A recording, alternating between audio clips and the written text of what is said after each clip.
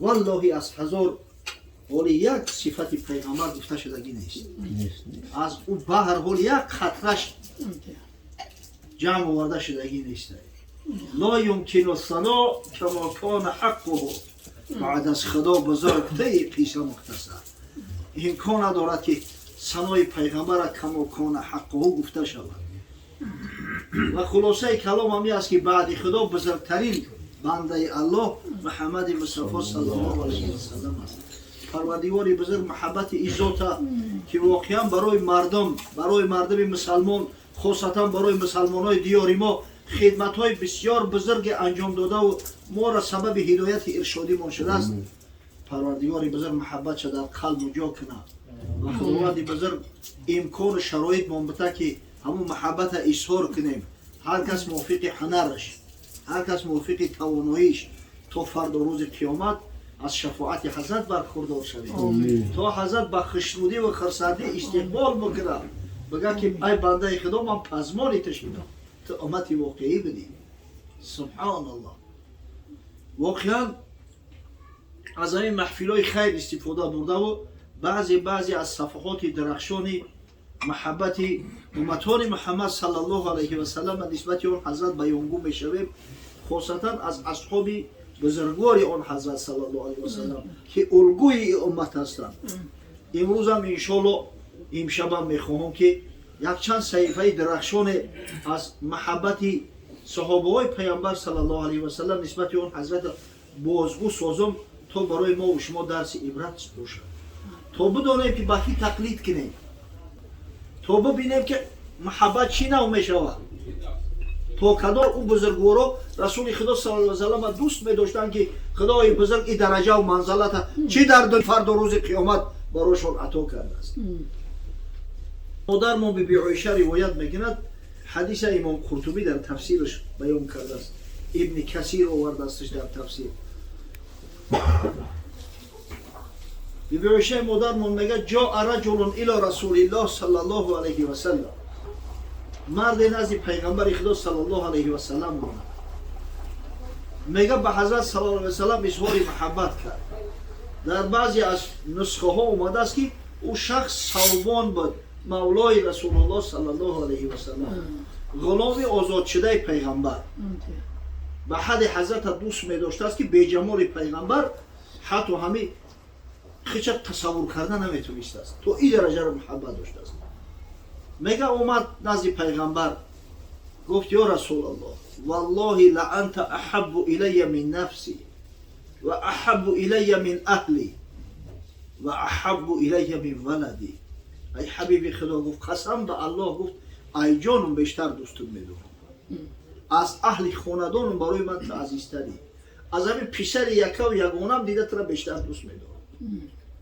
و اینی لاکون فی البیت فاذکرک فلا اصبر حتی آتیک فانظر الیک. در خانه نشسته بودم که ناخواست به یاد چهره زیبای تو افتادم، به یاد سخنهای گوارای تو افتادم، دیگه صبر تحمل گم کردم. این نزد تو آمدم در پیش اظهار محبت کرده استم، تا ندیدم، تا سخن تا نشنیدم آرام نگرفتم.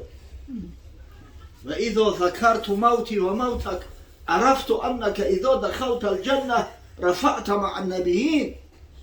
یا رسول الله، گفت همین لحظه مرگ پیش نظرم اومد که اوخی آدم میرنده است، حتی پیغمبران هم از دنیا میروند.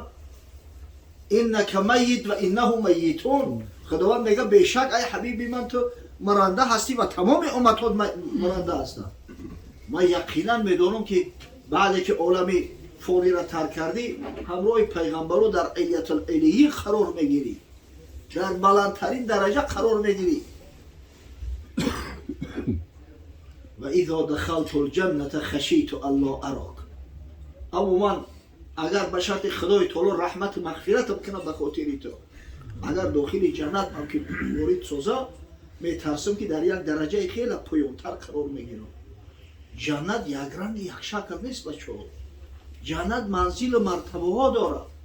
امام بخاری روایت میکند که رسول خدا صلی الله علیه و سلم فرمود این للجنت 100 درجه، جنت 100 درجه دارد، ما بین کل درجتین کما بین السماء و الارض فاصله بین هر دو درجه جنت مثل فاصله بین زمین تو آسمان همین قدر دوره و الفردوس اعلاها در بلندترین درجه جنت فردوس است فردوس اعلا منها تفجر الانهار الاربعه همین 4 نهر کلانی که در جنت هستند سرچشمه هاشو هم از همین فردوس است در فردوس جوشیده و خارج می شود فردوس مکان پیغمبراست فردوس مکان صدیقا و مکان شهدا و مکان صلحاست بعدا حضرت ما شما را توصیه داد هدایت فرمود گفت فاذا سألتم الله الجنه فاسألوه الفردوس وقتی از خدا طلب جنت میکنه البته فردوس اعلی را طلب کنه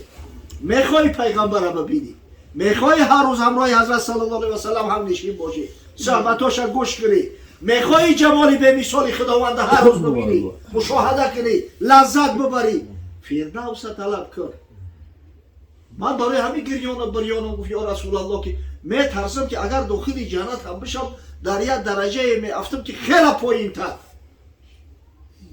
در اون صورت والله جنت برای من گورو نیست جنت مرا به روی تو هم دوزخ است و هم عدو من سوختم زین رنگ بو کفر را ایوانی بکا الله اکبر محبت های بزرگا یاد بگیره قسم به الله میگه جنت برام در اون صورت لازم نیست اگر چهره ترا نبینم اگر خداوند همنشینی ترا برام نصیب نگردونه یا کسایی هستن که همیشه همراه حضرت بدن حضرت از پیش دیدن در رکاب حضرت با دشمنان جنگیدن همراه پیغمبر صلی الله علیه و سلم در تمام خشنودی و در تمام غم ها شریک بدن آخه ما و شما عصرها بعد زندگی میکنیم اگر آرزوی اقلا فرد روز قیامت همنشینی پیغمبر صلی الله علیه و سلم نداشته باشیم وای به حال ما که محبت خاک داریم قسم به الله یک مفلسه هیچی نداریم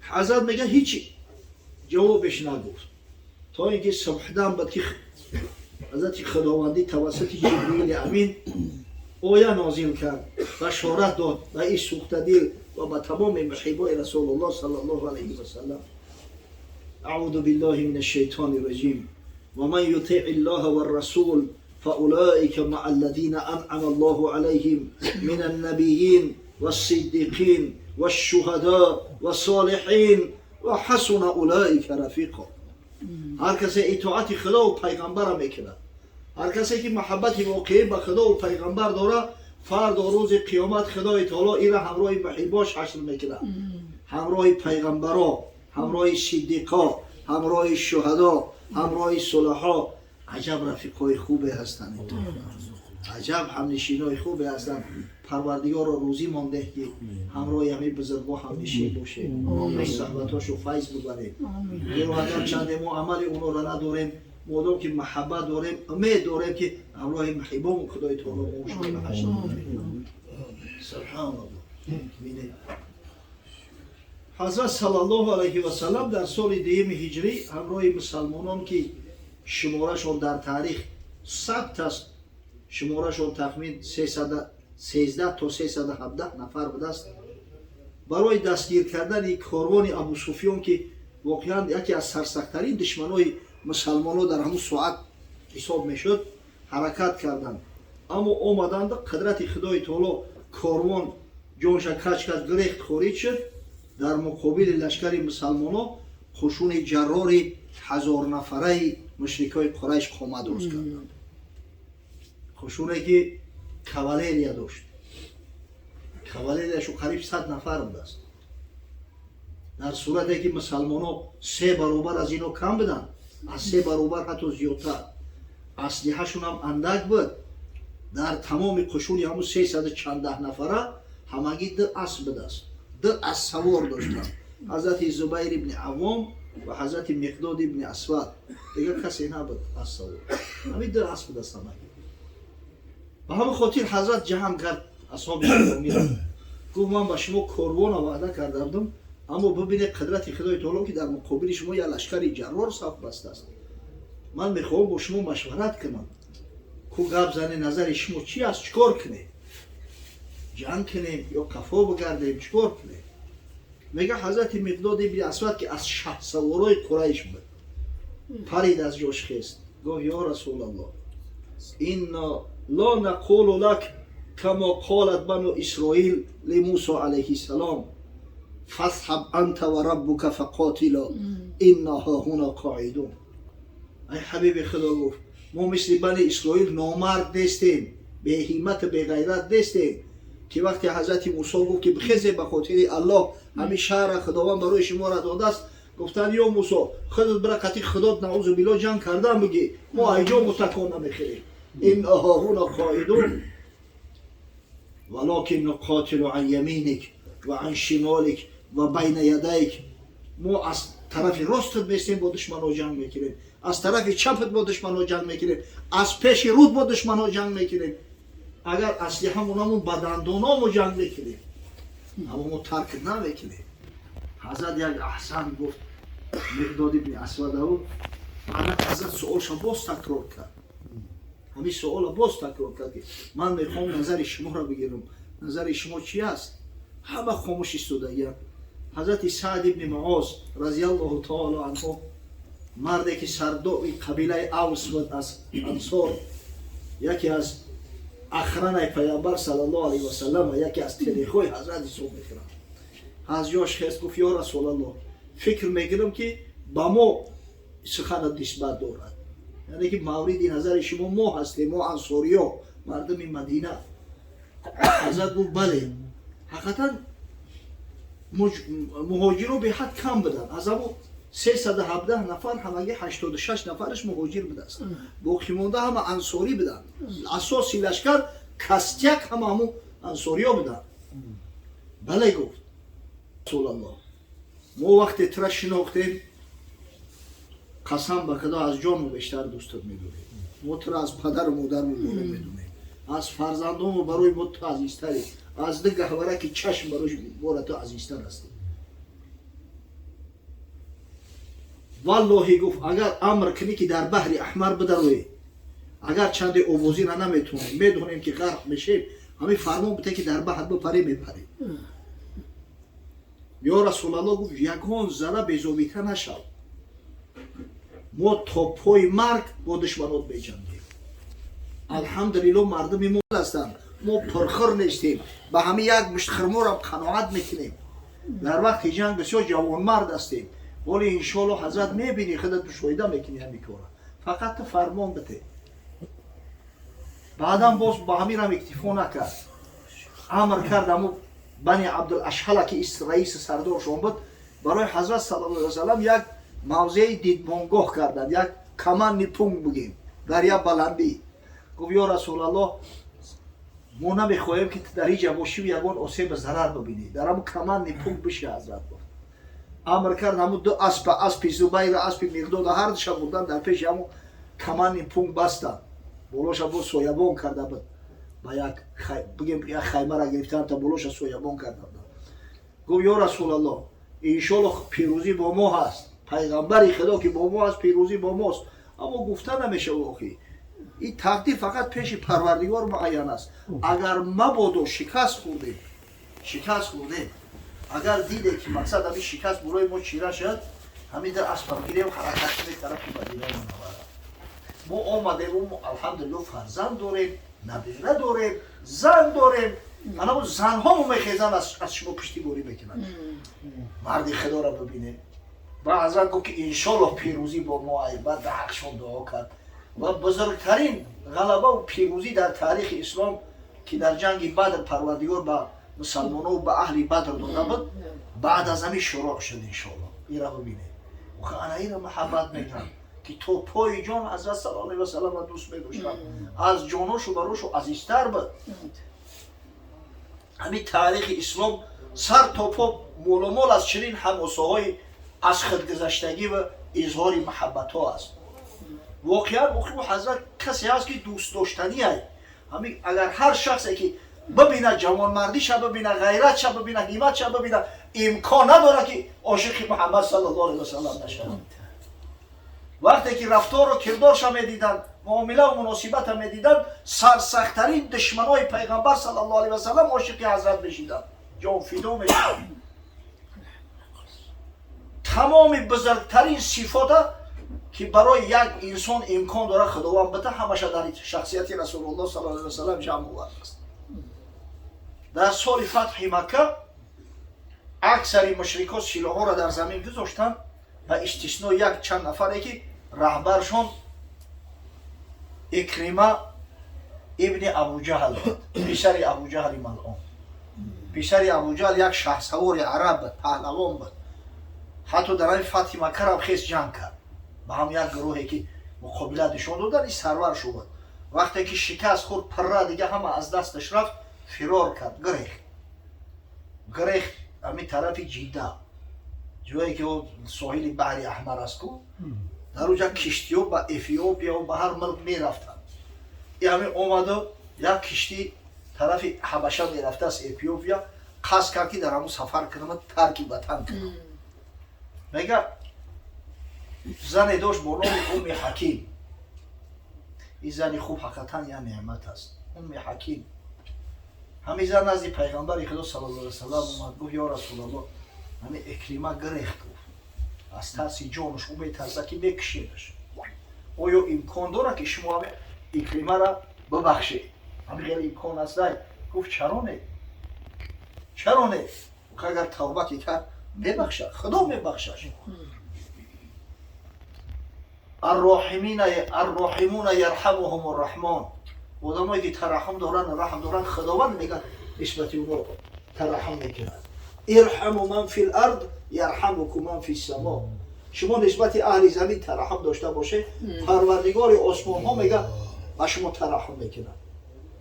баъд гуфт ё Расулаллоҳ, ягон нишонаакам бите ки барам нишонаш бидам ки инами ҳазратра бахшидааст, аз хунат гузаштаастам, гирам биёрумаш, ба даста мегирам биёрумаш.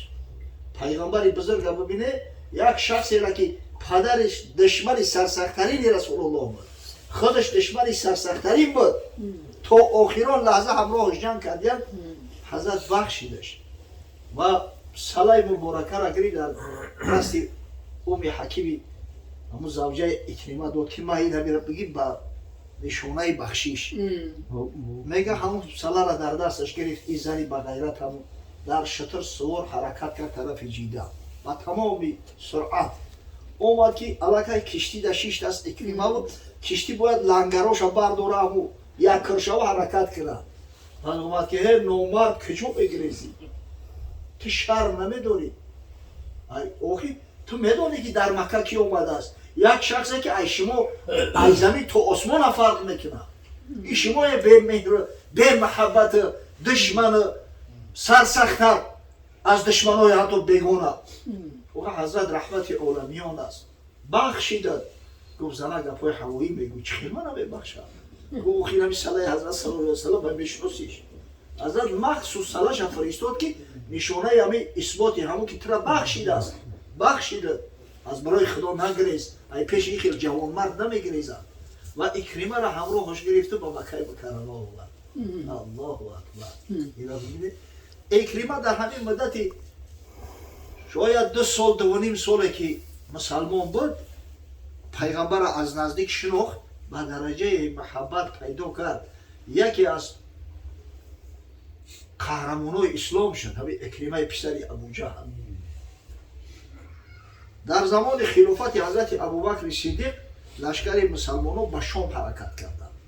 дар Шом яке аз бузургтарин ҷангҳои асри миёнагӣ ба вуқӯъ пайваст аст. мутаассифона вақтҳои таърих мехондем, ҳолирам вақте мехонем, ҳамин ҷангҳое ки ӯ қадар маънӣ надоранд, ӯ қадар аҳамият надоранд, ҳамиёро дар таърих менавиштанд. аммо ҳамин ҷанге ки бузургтарин ҷанг дар таърихи Осиёи Миёна аст, дар таърихи асрҳои миёна, Осиёи Миёна не, дар таърихи асрҳои миёна, ҳаминро мутаассифона ҳамин хел дар даҳан об мегиранд ки гӯё ҳеҷ воқеа нашудааст.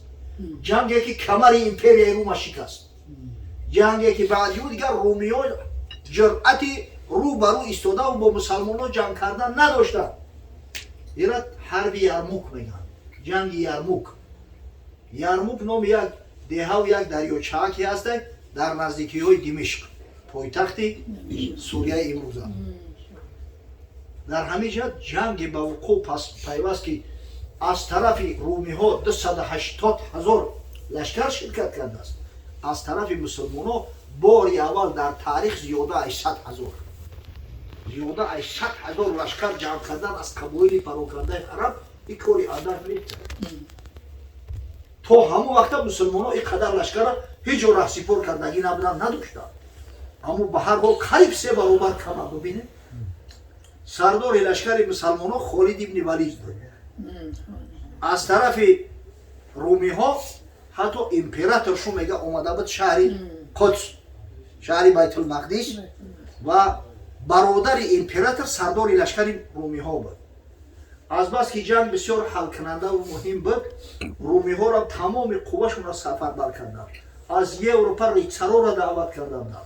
پیش انمو سوارهای سر توپا مسلح در آهنگومی اروپایی ها که همه امو ریچارا بودن، ریچاروی سوارا وقتی هجوم کردند ضربه زدن اون را تیری اندک نمیگیره، همه سر توپا آهنی بودن، حتی اسباش و پیشوش هم جوشن داشت. اومدن همین وقتی که ضربه زدن خشونی مسلمان ها پراکنده شد. یکی ترس هراس در وجود شد در اومد. همین طرف چپی لشکر رو با گریز نهاد. حتی خالتوی شد که زنها برآمدن سنگشب کردن گریزه ها را که نامردو کجا میگریزه. اونجا دیگه جای امکانی گریز هم نبود. کجا رفتن میتونستن داخل. اگر شکست میخوردن یک تا همش یافته نیست میکردن. در همین حالت اکریمه ابن ابی جهل که یکی از سرلشکرها بود، یکی از همون رهبرای لشکر بود، میگه در اسب سوار شد، دید که مسلمان‌ها گریخته هستند. البته فرار در قسمت چپی لشکر رفتند. گفت ای مبارزو، ای جوان مردو، ای محبای محمد صلی الله علیه و سلم، بیای پیش من. پرچم برداشت. اومدن یک 500 سواره. گفت با من بیعت کنه که تا آخران قطره خون جوان مردان همینجا میشته و نمیگریزه. بیعت کردن و همین 500 سواره اون سوارهای ریچارای سواره را تارمار کردن، سر رهشون را گرفتن. وقتی لشکر دیدن همین کارا همه کسا اومدن هجوم کردن و هجوم جوابی گذاشتن. دیگه وضعیت با معتدل شد، با برابر شد. اکریمه در همین جنگ بر روایت میگه زیاده ای 10 زخم خورده است. ریشاش در خون گم، روحا در خون گم، از بدنش خون میچکه. خالد ابن ولید نخواست، گفت یا اکریمه این خون چکیده است، گفت این خون قرار نکنیم اگر تو میگلتی هلاک میشی. بیا گفت توبتت کنن، انشالله کار بخیر است، انشالله غلبه و پیروزی با ماست. گفت یا خالد برای تو گفتن این گپ آسانه، تو سیف اللهی، پیغمبر تو شمشیری الله گفته است. گفت خالد سیف الله مسلوله، خالد یک شمشیری از غلاف کشیده پروردگار است. تو در رکاب پیغمبر صلی الله علیه و سلم با دشمناش جنگ کرده، اما من حیات خدمت پیش نظر میارم یک امر فقط با همون پدری بدبختم بر ضد حضرت صلی الله علیه و سلم جنگ کردم. در تمام جنگو بگذار همین روز من همون را بشم، به خون خدا بشم، پیش رحمه نگیر. و در همین جنگ اکریمه ابن ابو جهل قهرمانانه جام شهادت داشت، شهید شد. خدا رحمت و مغفرتش کنه. این را محبت میگم. تو آخرش دادنش به خاطر همین بود که من شرم نکنم، خجالت نکنم، فردا روز قیامت وقتی با رسول الله صلی الله علیه و سلم ملاقات کنم. الله اکبر. اگه این همه ثمره همون دعای پیغمبر صلی الله علیه و سلم است که وقتی ملائکه که ها گفتی یا محمد صلی الله علیه و سلم ذالک فیما شئت ان شئت ان اطبق علیکم الاخشبین، ای حبیب خدا گو من ملائکه که ها با فرمان تو اومده گیم، اگر بخوایی همین دو کوه بلنده که از دو طرف مکه مکرمه را احاطه کرده است بالاشون چپه میکنم، یمان تش زنده نمیمانم. حضرت دعا کرد که بل ارجو ان یخرج الله من اصلابهم من یعبد الله وحده ولا یشرک به شیئا. بلکه من از خدا امید دارم که پروردگار از پشت این کافرها فرزندای مؤمن و مسلمان صالح به دنیا بیارد که فقط خدا را عبادت کنند و در عبادت پروردگار کسی و چیزی را شریک نگردانند. قلب جو شود انسان را تغییر میده، انسان را دیگرگون میکنه. تعالی الله چی دولت دارم امشب، تعالی الله چی دولت دارم امشب. محمد در دلی بیدارم امشب، محمد در زبان و چشم و گوشم، محمد را تمنا دارم امشب. خدا کنه که امشب و همه شبها همین که به یاد پیغمبر زیبا باشیم، صلوات به حضرت صلی الله علیه و سلم بفرستیم، سنت چه بالای چشم سر کنیم تا فردا روز قیامت رسول خدا صلی الله علیه و سلم با تبسم استقبال بکنه، میگه بیاید که من شما را پزمان شدم، با دستای مبارکش از حوض کوثر سیراب بگردم و حبیب خدا محمد صلی الله علیه و سلم پیش پروردگار طلب شفاعت ما و شما را کنه. یقینی است که حضرت طلب شفاعت ما و شما را میکنه. پروردگار بزرگ ایشان قاری را اهل خاندانش، برادرها و دوستا و خویش اقربا و مهماناش در پناه امن اسمتش محفوظ بکنه. و پروردگار بزرگ بابای قدرت خیرت کنه که الحمدلله بعد سر خط که شخصای صالح مونده است، اینا ممید نامش زنده است، الحمدلله در حقش دعای خیر میکنیم. و ماه ولادت موسی ربنا افتح بیننا بخشا مرا خدایا، بر درد من دوا، بخشا مرا خدایا، بر قلب من صفا، بخشا مرا خدایا، بر قلب من صفا، بخشا مرا خدایا. یا ربی ساز شدم، یک دم برس بدادم، یا ربی ساز شدم، یک دم برس بدادم، با عوف بکن یادم، بخشا مرا خدایا، با عوف بکن یادم، بخشا مرا خدایا. گر به وفاگی کردم، از تو جداگی کردم، گر به وفاگی کردم، از تو جداگی کردم، عمر خطاگی کردم، بخشا مرا خدایا، عمر خطاگی کردم، بخشا مرا خدایا. با نامه سیاهم، با جسمی پر گناهم، با نامه سیاهم، با جسمی پر گناهم، با حالتی تباهم، بخشا مرا خدایا، با حالتی تباهم، بخشا مرا خدایا. گرچه عمل ندارم، تو را دلیل بیارم، گرچه عمل ندارم، تو را دلیل بیارم، امید رحمت دارم، بخشا مرا خدایا، امید رحمت دارم، بخشا مرا خدایا.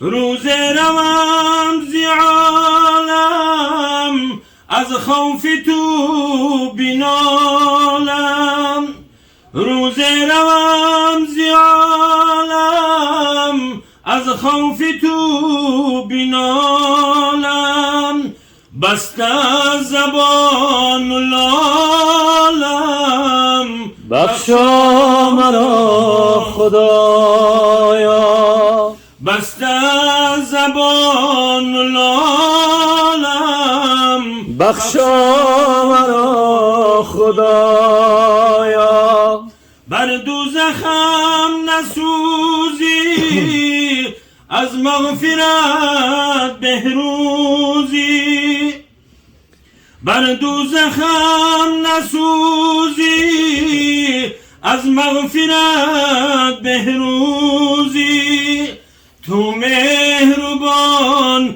هنوزی بخشا مرا خدایا تو مهربان هنوزی بخشا مرا خدایا در روزیان قیامت الله. پر حسرت و ندامت در روزیان قیامت پر حسرت و ندامت فریاد کنم بنامت بخشا مرا خدایا فریاد کنم بنامت بخشا مرا خدایا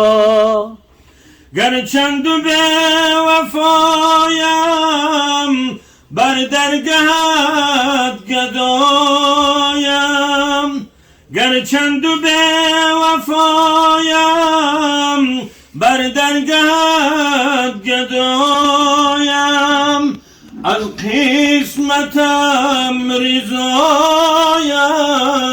بخشا مرا خدایا از قسمتم رضایم بخشا مرا خدایا با دیده پرابم با سینه کبابم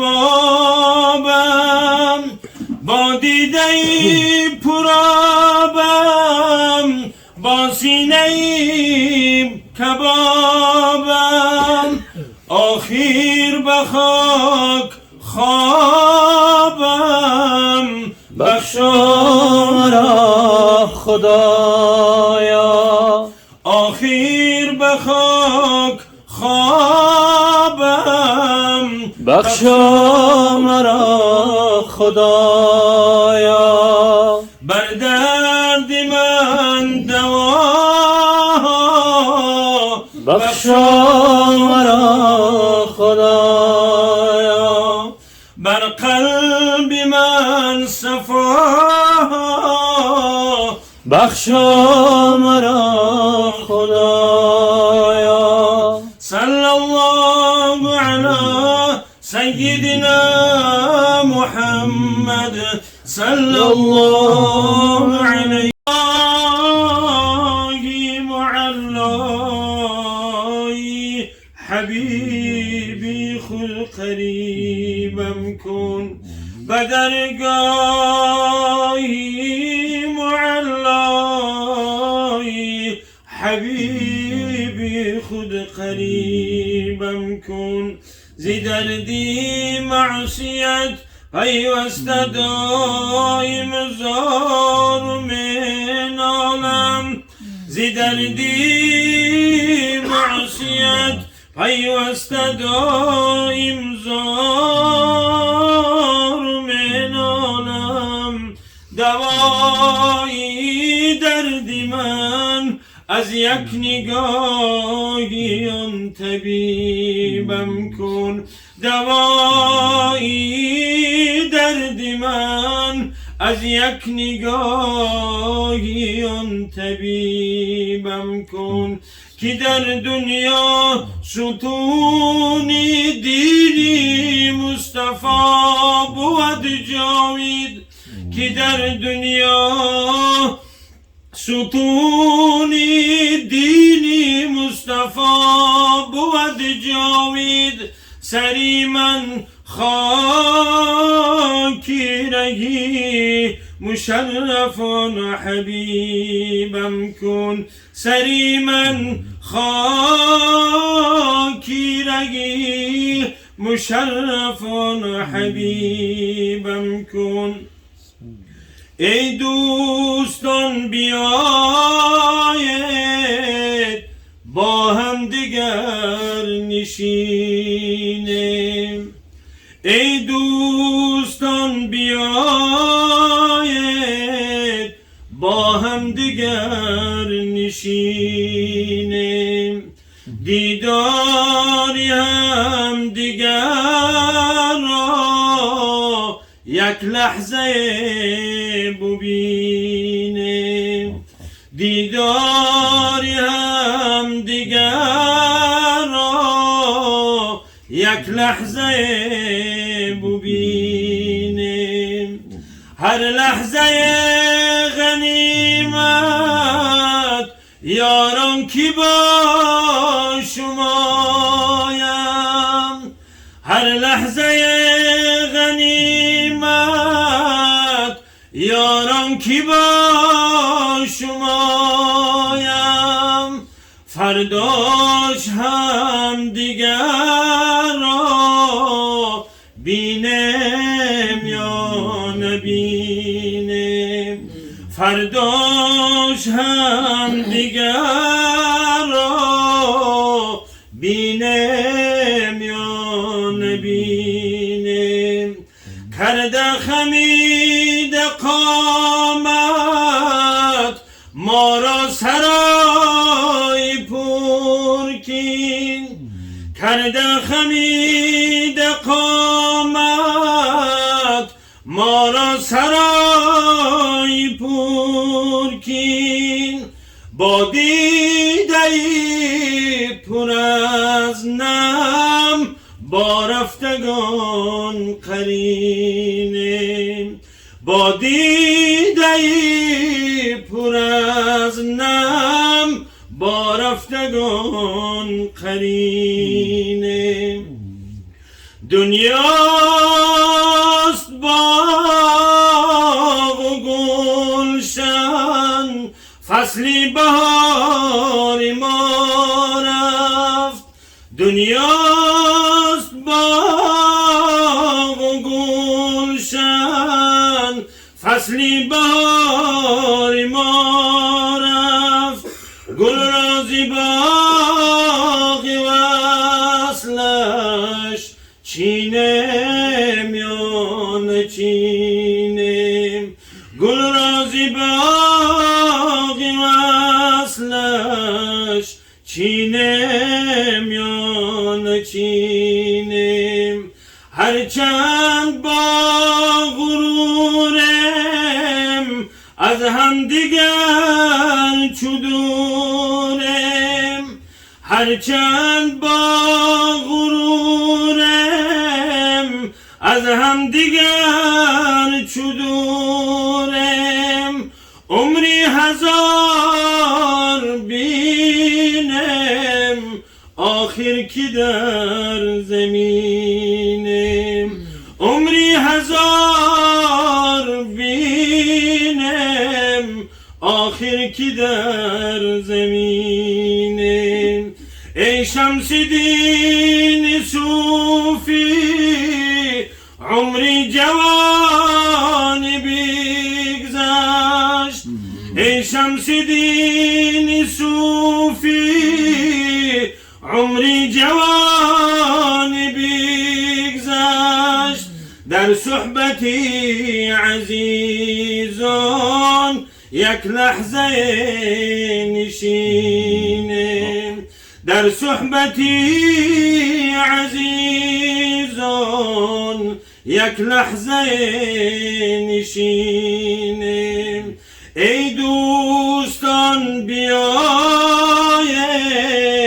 با هم دیگر نشینم دیدار هم دیگر را یک لحظه ببینم صلی الله علی